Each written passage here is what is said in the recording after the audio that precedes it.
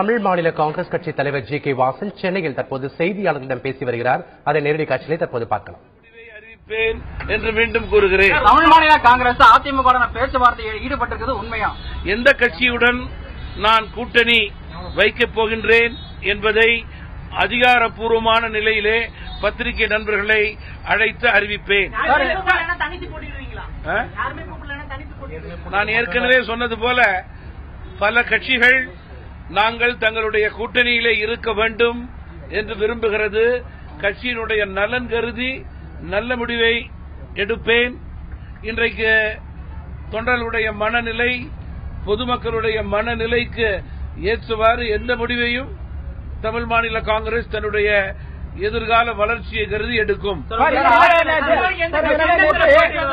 வைகோ அவர்கள் கலைஞரை பத்தி ஒரு இதை பேசியிருக்கிறாங்க, அவதூறா சில விஷயங்களை பேசுற தகவல், அதை பத்தி உங்க நிலைப்பாடு என்ன, கருத்து என்ன?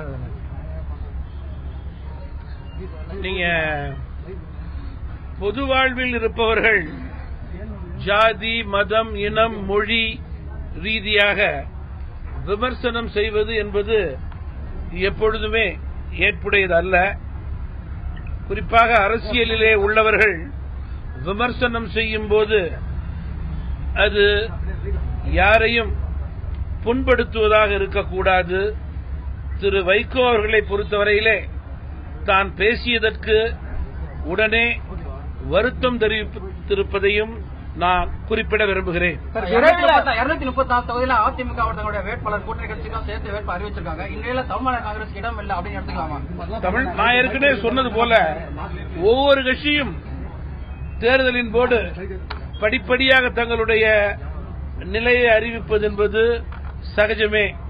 தமிழ் மாநில காங்கிரஸ் கட்சி கூட்டணி நிலையை கட்சியின் எதிர்கால நலனாக கருதி, வளர்ச்சியாக கருதி அறிவிக்கும்.